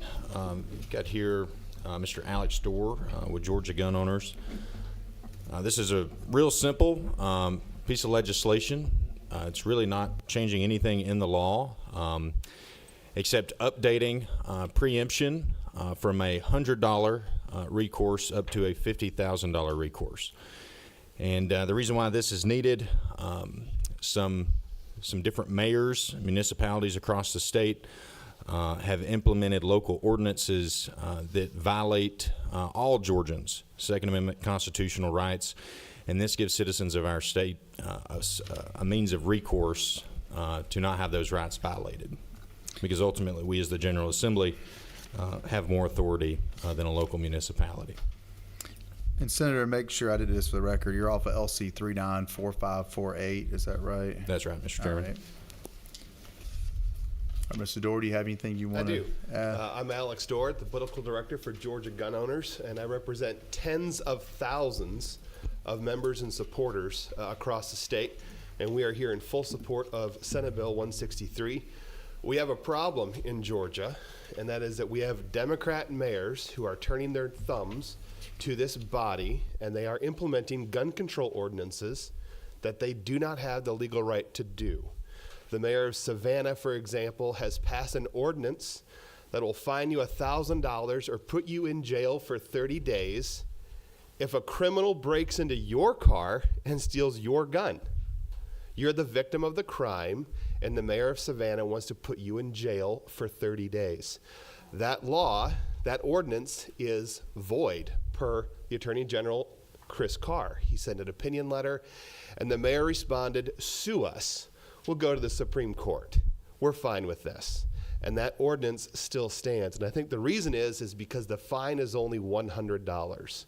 We believe, and we talked to Senator Moore, that fine should be increased substantially to actually have teeth and make it $50,000 for an ordinance that affects a law-abiding gun owner in the state of Georgia. That's why we're here with Senate Bill 163. It's a very simple fix. We're not adding anything new. We are simply increasing it from $100 to $50,000. Other than that, the bill has stayed the same. And the last note is this only applies to law-abiding citizens. This does not give criminals any ability to bring civil lawsuits against municipalities. Or you do have a question from the committee. Senator Steele? Thank you, Mr. Chairman. Thank you, Mr. Dorr. Good to see you. You too. Senator Moore. Senator Moore, if you could go to lines 16, 17, and 18 of the bill. Yes, sir. So I understand the argument from the perspective of firearms, but when we're getting into guns, knives, bats, little tear spray, little zapper, this opens up, by definition, weapon being literally anything that could be used as a weapon. So this goes far beyond firearms. Senator, I would just refer you to lines 67, 68, and 69, which is the exact same language. We're just moving that part of the code section, but we're not adding or changing. While it appears like we're adding something new to current code section, that is already in our current code as to what is defined as a weapon.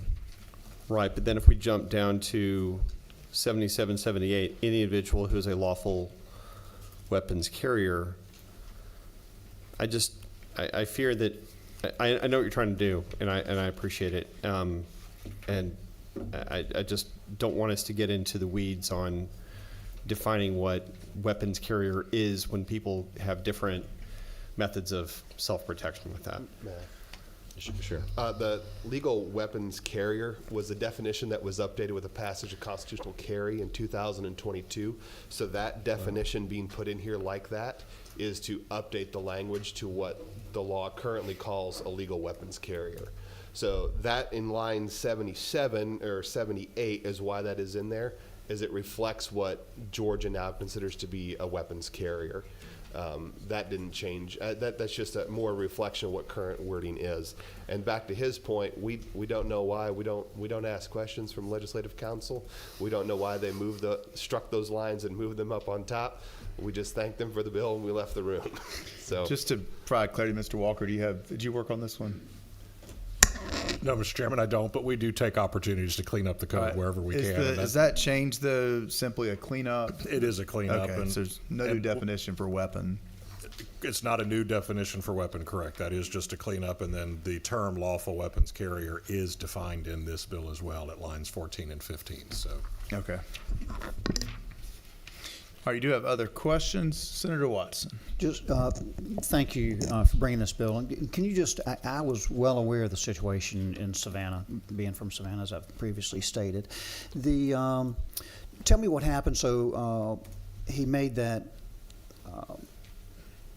trying to think of a nice word of saying that, just a sort of unconstitutional, unlawful thing that he did, and I mean, it's sort of obvious that it was attention-seeking way to do that, and then the Attorney General responded appropriately in saying that's crazy talk, and then so has anyone been arrested for related to that? I'm not aware of that, so I just thought that it was moot.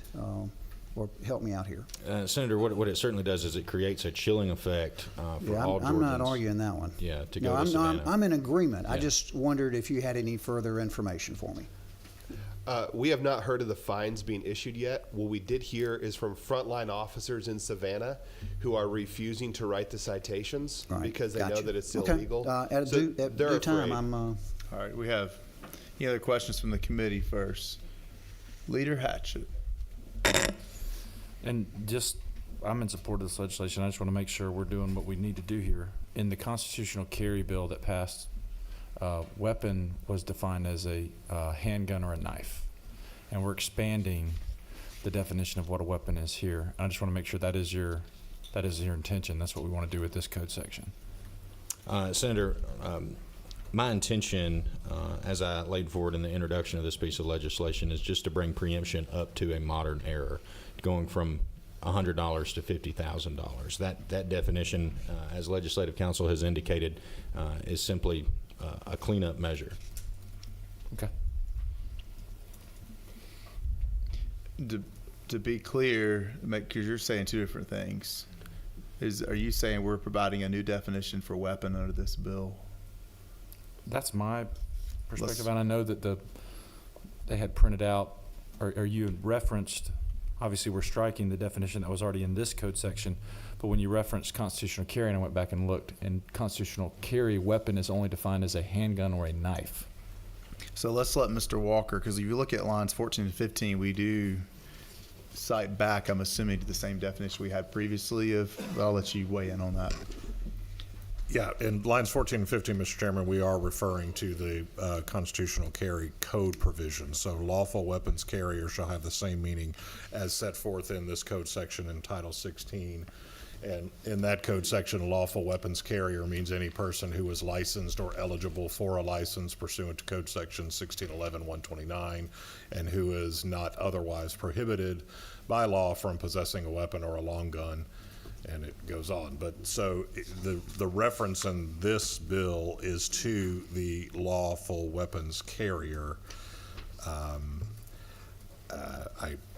concede that the presence of the word weapon in there may create some confusion, but the term lawful weapons carrier is a defined term that is more specific than the use of the definition weapon here at line 16 through 18. And just to repeat, that definition did previously exist in this code section as subsection F, and it was just moved up to the top for cleanup purposes. All right. So, Senator, sorry, Mr. Go ahead. Yeah, so line 77, lawful weapons carrier, references back then to line 14. Right. So we're not creating, just to make sure I'm clear, and if somebody disagrees with me, tell me, but we're not creating a new definition for weapon. You are simply increasing the process to hold somebody accountable for violating the code section. And that's the legislative intent, Mr. Chairman. Okay. Leader Hatchett, do you agree with that? I do, and maybe I can defer to Ledge Council on this one, but when you look at OCJ 1611-125.1 and how they define weapon, it is just a knife or a handgun, and now we will have two definitions of weapon in the code. And there already were two definitions, but if you're referencing that 1611-125.1, that's just a knife or a handgun. And that was what I was here. This is what we do in committee. We think out loud. I wonder why we even have that definition of weapon. I know his bill just reinstates it and puts it in a different order, but I don't know if there's any purpose of that definition. It says for this code section of the current law. You have, and it does the same thing in your bill because you look at how line 13 is. That definition is only for this code section. Does that definition have any relevance? Only in that we only want law-abiding citizens to be able to bring this civil action. Right. We don't want someone arrested for a crime, convicted of a crime, to be able to bring this action. Right. Mr. Walker, do you? Yeah, Mr. Chairman, I think you may be right there. The use of weapon, the definition of weapon at 16 through 18 may be may be superfluous. I'm just looking through the existing law. I can see on line 35, for example, the weapon is used again on 40. So what I don't have the time to do is determine whether we need that definition, or could you leave, because firearms, for example, is not defined, ammunition manufacturer is not defined. Do you need a definition of the term weapon in order for those provisions to still have some effect? But I would be inclined to recommend that there would not be any problem with just eliminating the definition of weapon. All right. We do have other speakers on the bill. Mr. Weaver wanted to be heard. Let's hear from Mr. Weaver, and then we'll let y'all close it out, because you may have the answer for us. I figured. Come on up. So, thank you, Mr. Chairman, for recognizing me to speak on second occasion. Who said lightning doesn't strike twice? I'm so thankful that you allow me to speak. I do know the answer to the question with respect to the committee. If the committee is desirous to hear the answer, I can share it. Please. Okay, so under Georgia Code Section 16-11-125.1, as is codified under Part 3 of Article 4 of Chapter 11 of Title 16 of Volume 14A of the Official Code of Georgia annotated, for the purposes of this part, the term weapon means the part is 1611-125.1 through 1611-138. Part 5 is where this bill is housed, which is 1611-173, which is inclusive of Georgia Code Section 1611-170 through 173. So for the purposes of this code section, if you were to delete that definition, there wouldn't be any definition pointed to, because 1611-171 provides the definitions for the part. So what you want to do is you want to leave the definitions alone, because the definitions are right, like legal counsel shared with you. All you're doing from a scrivener standpoint is you're simply moving the definitions to the top of the bill in the subsection, which is the way every other code section throughout the entire the Official Code of Georgia annotated is wrote. For, you know, if I was a member of legislation, or if I was a member of the Senate and I went to Legislative Council and I asked them to create a bill to prescribe that everybody shall wear a green tie on Monday for the purposes of this code section, starting with A, paragraph 1, Monday means, paragraph 2, green tie means, and then subsection B is where we would start. All you're doing is you're taking current language and you're moving it up, and for the purposes of the lawful weapons carrier, all you're doing is you're granting them withstanding to be able to bring the civil suit. So nothing needs to change in those aspects. Everything about the bill is correct, and you do want it to include other items inclusive of batons and stun guns and pepper spray, because that has been the law, that is the law, and that law needs to stay that way, in my humble opinion. So nothing needs to change about the definition. Subsection A is fine. This is where I did want to speak, though. I know all about the most pro-gun person underneath the Gold Dome, most pro-gun person in any of your districts or the state. I take this gun stuff very seriously, and for those of you who have been here for long enough, you know I'm all about the gun bills that come through here, because I take it very seriously, as I do in all testimony that I submit to this committee. What happened in Savannah was a gimmick that their lawyers found to subvert and undermine what this Georgia General Assembly has said. This Georgia General Assembly has created all these different home rule creatures, all these cities and counties, just kind of like God with the garden, and you put these home rule creatures in the garden, right? And you said, of all the trees in the home rule garden you may freely eat, but the tree of guns and bullets and weapons and handguns and long guns in the middle of the garden you may not eat. For the day that you eat of it, you shall surely be sued. That's the law today. That's the law yesterday. That's the law the day before that, and the day before that, and the day before that. This preemption code section has been on the books since 1996. So this is rocking on 3 decades of jurisprudence. This General Assembly enacted it when the city of Atlanta decided that it was going to start regulating guns just before the 1996 Olympics. This General Assembly said, no, you will not, just because the Olympics are coming to town, and that's when the General Assembly created this law, okay? What the city of Savannah did, their lawyer got really, really, really sly, like a sly fox. And I actually pulled up the ordinance here. I have it right here on my phone. And I'm going to read it to the committee so the committee can hear. It's really sneaky. Watch. You ready? Turn with me to line 24. This is what the General Assembly has said to all the home rule creatures in the home rule garden. I'm going to read it. Very simple. And I know that I'm not undermining anybody's intelligence here. I'm just reading it out loud so I can bring effect to what I want to share with the committee. Except as otherwise provided in this code section, no county or municipal corporation, not by zoning, not by ordinance, not by resolution, not in any means, nor any agency, board, department, commission, political subdivision, school district, or authority, think MARTA, of this state, other than this General Assembly, by rule or by regulation, or by any other means, strictly shall not regulate in any manner. And then you've got a list of 4. You got gun dealers, right? You got firearm dealers, gun shows, and you got subsection B starting on line 30. The possession, ownership, transport, carrying, transfer, sale, purchase, licensing, or registration of firearms or weapons. For the purposes of this code section, weapon is defined, and for the purposes of the part, firearm is defined under 1611, 170, and 171, which is inclusive also of the federal definition under 18 U.S.C. 921. Okay? Here's what the city of Savannah's attorney found to get around this. I want to read it. Watch how sneaky this is, this sly. It starts, secured storage. You hear that word? Let me repeat that. Secured storage, hissed the snake, of a firearm. Every person with a firearm, rifle, shotgun, weapon, right? Because they know they can't regulate the possession or the ownership or the carrying or the transfer, etc., shall store in their vehicle said in a certain way.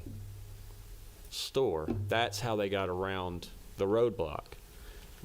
What they did is they found a way to outmaneuver the thesaurus that this Georgia General Assembly laid down. So if you want to play their game and you want to stop them, if this was the poker table and you wanted to go all in on the chips, I can fix it. Do exactly what Senator Colton Moore wants you to do. Whack them with that $50,000 fine, but bring it within the purview of the court to hear the case on the merits by adding one word. On line 30, add the word storage. And that plays their game. That way they can't do that anymore, and it would render invalid the ordinance. Now, they know that they were rolling the dice against this General Assembly. They knew they were playing with fire when they brought that ordinance. They knew that that would bring the attention of Attorney Chris Carr. They knew that it was a lawsuit that they were begging to get, and they got. But what I would say is, if this Georgia General Assembly wants to fix it, and I know that the respectful opposition doesn't, but still, the seated government would like to fix it, and they have the votes to do so. So I would ask that you add the word storage if you want to fix Savannah's, if you want to clean their clock, add storage and keep the rest of the bill the way it is, and it'll fix it. All right, thank you, Mr. Weaver. Mr. Walker wanted to weigh in briefly. I'll be brief. I respectfully would disagree with the definitions piece. So we are pulling the lawful weapons carrier definition from another part of Title 16, and that definition includes the terms weapon and long gun. Weapon and long gun are also defined in that statute. So when that happens, we have to piggyback those definitions into the new one. So when we're referring back to 1611-125, we have to pull forward the definition in 1611-125 of weapon. So Senator Hatchett is correct. We are creating two definitions of weapon. That I think that can be corrected and we can draft a solution to that problem, but the definition of lawful weapons carrier, the use of weapons in that definition, would be the more narrow definition of weapon pulled forward, used in the later part of the bill. Now, if you're comfortable with that narrower definition being used in that part of the bill, that's fine, but couldn't we just continue to use that definition when it comes to lawful weapons carrier, but use the other definition of weapon that's in code when you look at other lines such as line 33, line 34? Yes. We could distinguish, yes, we can distinguish between the term weapon and the term lawful weapons carrier, but where lawful weapons carrier is included in line 78, for example, as long as there's that understanding that in that instance, the weapon that's at issue is just the Right. weapon of a knife or a handgun, not the longer list of weapons in this bill. If I may, Mr. Chairman, with your permission to speak. Yes, sir. Thank you. Under Georgia Code Section 16-11-127.1, that has a term weapon all to itself. However, for the remainder of that part 3, 16-11-125.1 through 138, whenever the Georgia General Assembly references the term either weapon or long gun, the terms weapon and long gun as defined under 16-11-125.1 are applicable to those code sections only, with the exception of 127.1, which has an exclusive definition to itself under subsection A, paragraph 4. Yeah, I can't keep up with that. Sorry. I mean, I'm happy to have a conversation, but Okay. I can't keep up I with can that. speak. I'm sorry. I'm sorry. All right. Any other questions from the committee at this time? All right, thank you. Close this out briefly, Senator Moore, and then we'll move into action on the bill. Just 30 All right. seconds if you can. Thank you, Mr. Chairman.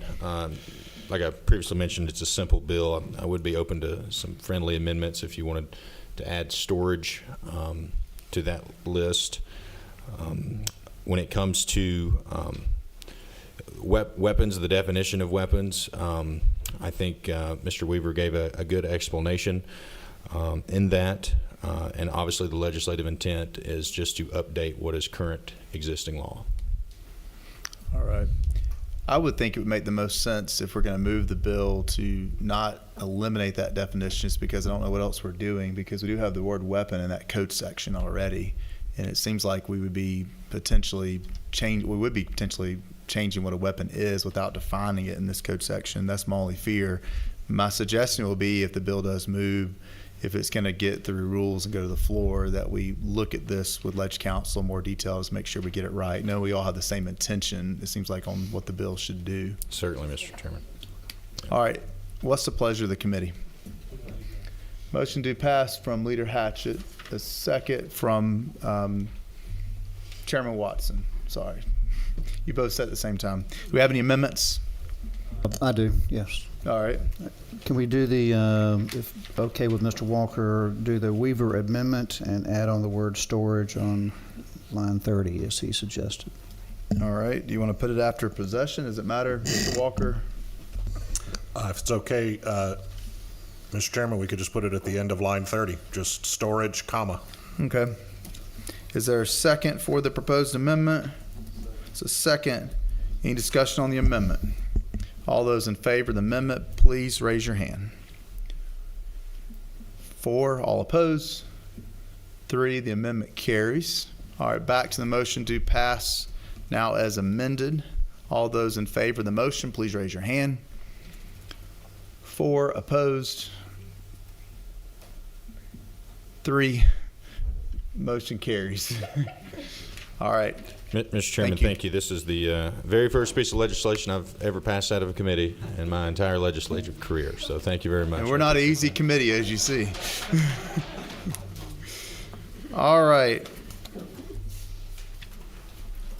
I have 15 minutes before I will cause problems leaving. So come on up, Senator McLaurin.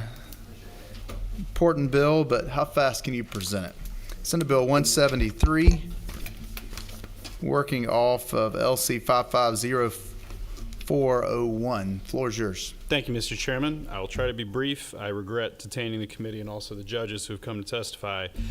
You did that. Well, indirectly, yes. This bill is a partial attempt to solve the problem of the question, what happens when judges don't rule on motions in a manner that is expedient enough to protect the interests of the parties. This is a large question, and previously this session we've talked about in the context of tort reform contested motions, potentially. There are motions of all kinds. For the members of the committee who are not lawyers, just a quick refresher, there are motions to end a case called motions for summary judgment, motions to dismiss. There are motions to deal with the docking procedure in a case, motions motions to extend the time in which a party can file something, right? So motions come in all different shapes and sizes, but they're basically just an attempt to get the court to act. Now, one thing that's critical for thinking about judicial economy and protecting the interest of parties of all kinds in Georgia. I mean, I practice business litigation. Contrary to what people might think, I'm not a personal injury attorney myself. I had a 6-month stint where I did that, but I primarily practice business litigation now and have for several years. And the crux of the business litigation practice is settlement value, right? It's parties figuring out how to get out of cases for the least cost. Very few business cases go to trial. In that regard, it's a little bit different than other practice areas. So one thing that's critical in terms of getting a case to a settlement posture in a way that's efficient for all the parties is how are motions being disposed of? And sometimes parties aren't willing to get to yes and get to settlement until motions have been decided that show them what's going to happen in the case or where the case is likely to go. This could be discovery disputes, all kinds of stuff. So I've got my own horror stories. I know that practicing attorneys, if you just ask what's the longest motion you've ever waited on for a court to rule on, you'll get different answers. This is a particularly awkward conversation for attorneys to have. And I don't have a whole bunch of witnesses here today because very few attorneys are willing to go on record saying that they were unhappy with how long it took a judge to rule on something. In fact, even lawyer legislators, I joke that, you know, I start to shiver a little bit when judges come in the room, even as a legislator, because we are trained as members of the bar to be very deferential, to never really question a judge's adjudication of a case, and 99% of the time that's appropriate. But I do think there is some latent political will. You know, anecdotes start to stack up, and even though we shouldn't legislate according to one person's anecdote, although that sometimes happens in this building, sure does. But when enough people have the same sort of experience, like, hey, every now and then I have trouble getting a ruling on a motion, it looks like a situation where we might want to move a piece of legislation to try to address it. So all this bill really does is address uncontested motions. That's motions that no party or valid intervener to a case has an objection to, which means it should be uncontroversial. Now, when you talk to judges and say, well, what's so bad about an uncontested motion? Sometimes you hear, well, you should see what parties put in those things, right? It's scary to just give them anything they want. But the answer to that is a judge can deny a motion. If a judge is concerned about what's in it, then that is always an option. So this bill says that in superior courts and state courts, which is trial courts of record that get most of the action, I would say, in terms of big controversies in Georgia, if nobody objects to a motion for 3 months, then a party can file what's called a notice of uncontested motion. That tees up a week-long period where the judge can rule on the motion. And if the judge doesn't rule within that 7-day period, then the motion is deemed granted. And the parties get the relief they're asking for. Again, moving the case along so we don't have judicial backlogs, so we don't have open questions about what's going to happen in the case. Now, I've talked to judges from various courts, various circuits about this issue. Obviously, it's not easy to make one rule for all judges when sometimes the issue is there's a handful of judges who aren't ruling that quickly, right? And it's awkward to talk about. So one thing that judges have suggested to me is, well, maybe we need a better notice system so that judges can get notified when things even get filed in the first place. We have varying e-file systems, varying clerk's office procedures throughout the state. And so one issue we might want to resolve either in this bill or elsewhere is to make sure that judges' chambers are apprised when a motion is filed so they know there's something there to rule on in the first place. What I would submit to y'all, since we're approaching crossover, is I think this is a conversation that needs to happen. I've talked to a number of judges who have agreed it needs to happen. What I would ask you to do is just move the bill for the sake of keeping the conversation alive, since we are running up on deadlines.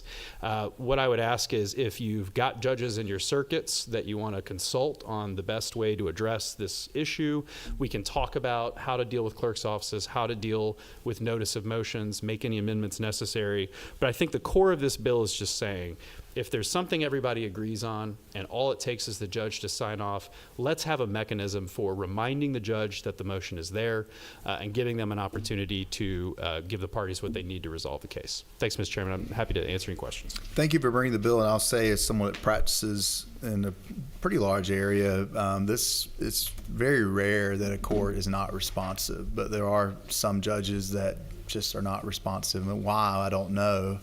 And I think you're right. I think having some sort of way of making sure they're getting noticed, because for all we know, it could be an issue with a clerk's office or something below that judge, and it's not really that judge's fault. If we can get to the bottom of that, that may solve our issue. So I appreciate your work on this. Leader Hatchett. Thank you, Mr. Chairman. And this would only be in civil cases? Yes, that's right. It's in the Civil Practice Act. It'd be in 9/11/16. So, and we can consult with counsel. My understanding is this would only apply to civil cases. And if I may, Mr. Chairman, my only concern is, at least in my practice, sometimes motions are filed that honestly don't necessarily need to be responded to, whether because they're based on the merits of the motion. Would this, in effect, put a plaintiff or a defendant in a situation where they would be forced to answer or respond to certain motions that otherwise they wouldn't answer, just to prevent the situation where this motion, uncontested motion, is filed? Well, a couple of responses. First is there's no if you're not opposed to a motion, if you don't object, then this doesn't change the merits of how it's going to get decided at all, because all it does is it's at 90 days, it basically just gives the party that moved a button to press to put it in front of the court so that it'll get resolved faster. Now, I think if you are going to contest it, you're just waiting to see whether you should. The Civil Practice Act already says you only have 30 days to respond to a motion. So 90 days is already late. If you're considering contesting a motion, you've got to protect your rights within the first 30 days of the Civil Practice Act. If by day 85 you're starting to think maybe I oppose this motion, that would certainly be the time to let the court know. So I'm not worried about 90 days being too short or long, really. I think it's an appropriate amount of time for a motion that is, again, completely uncontested by any party for 3 months to be put before the judge to expedite relief. All right. I understand what you're saying. I guess my holdup is where you say it's uncontested. It may just be it wasn't responded to. For example, if you have a medical malpractice case where somebody files a motion to dismiss for failure to have a proper 9.1 affidavit, when you know your 9.1 affidavit is solid. So I would basically ignore that motion and let the judge see it, or have a request a hearing, but I wouldn't necessarily respond. I guess my question is, are we going to have to respond and contest every motion? I don't think that's too much of a risk. What I would say is, should be. I mean, you should be. No offense to, and I'm sure Attorney. That was an example. That, yeah. Not necessarily that I would would not be malpractice. I'm sure you're on it, and I'm sure all your clients get excellent service. What I would say is that, I mean, if you don't want a motion to be granted, the typical practice is to respond and to contest it, right? I mean, if you let a motion sit, and you're rolling the dice, playing with fire, if you are just going to hope a judge figures out on their own that relief shouldn't be granted. So I think that in the normal course, now that's a strong move to say, I'm not going to respond, and it's so bad. But I mean, I think within 90 days, that gives any party more than reasonable opportunity to contest a motion. And just to be clear, the bill doesn't say uncontested. It says to which no objection has been filed. So if you just wanted to file a quick notice that says we object to relief, that would take you out of the bill. One last question I have. So what is going to be your order in the case? So we file a notice that there's an uncontested motion, and the 7 days later it's automatically considered granted. Do you file a follow-up document that says granted motion as the litigant? What's the... Okay. Yeah, so let me give you an example. There are both situations where there would need to be more clarification, and there's situations where there may not. So a notice or a motion to quash, for example, right? There's a subpoena. Maybe it seeks unduly oppressive documents, and maybe a bank is waiting on the outcome of the litigation over a subpoena to decide whether to turn over documents or not, right? So if the other side is not going to respond to your motion to quash, you should be able to say, look, there's no objection to this motion to quash, this subpoena is invalid, and then you get your because it's deemed granted, you can basically send that to the bank and say under Georgia law, send a letter to their counsel, they'll figure it out. Now, I will totally admit, let's say I have a motion to compel discovery, and the other side doesn't respond, and that happened to me in one case. The court is supposed to award sanctions and also explain kind of what its oversight responsibilities are going to be for the subsequent litigation to enforce the action on the motion to compel. So clearly the court will have to be involved. I think what this does is create an obvious, it's almost like a little bump before a stop sign, the bumps in the road to make you slow down. Right. You're gonna have to stop at that stop sign no matter what. Eventually the court has to get involved, but this creates process that alerts both the court and all the parties to the need for oversight to keep moving the case. All right, any other questions from the committee? No one else is signed to speak on the bill. What's the pleasure of the committee? I'll make a motion to pass. Motion to pass from Senator Parent. Do we have a second? Second from Senator Jones. Any discussion? Any amendments? All those in favor of the motion, please raise your hand. Look at you, unanimous. Well, I really appreciate it. Thanks, everybody, for your time tonight. But the voices of the judges out there are a little bit louder. I hope they're not waiting for me in the parking lot, Mr. Chairman. All right, before we go, we have one last bill. If you'll stick with us, it's a cleanup bill, code revision bill. I believe it comes from the Code Revision Commission that has some cleanup in our code. Is there, Senator Hatchett, briefly read us the LC number. Let's not get sloppy now, as we probably already have. May I present from my seat? Please. All right, this is LC 394444. What's the pleasure of the committee? Motion to pass from Senator Watson. Is there a second? Second from Senator Rhett. Any discussion? Do we have any amendments? All right, back to your line motion to pass. All those in favor, raise your hand. Oppose? Let the record reflect. 6-1. We'll go on to rules.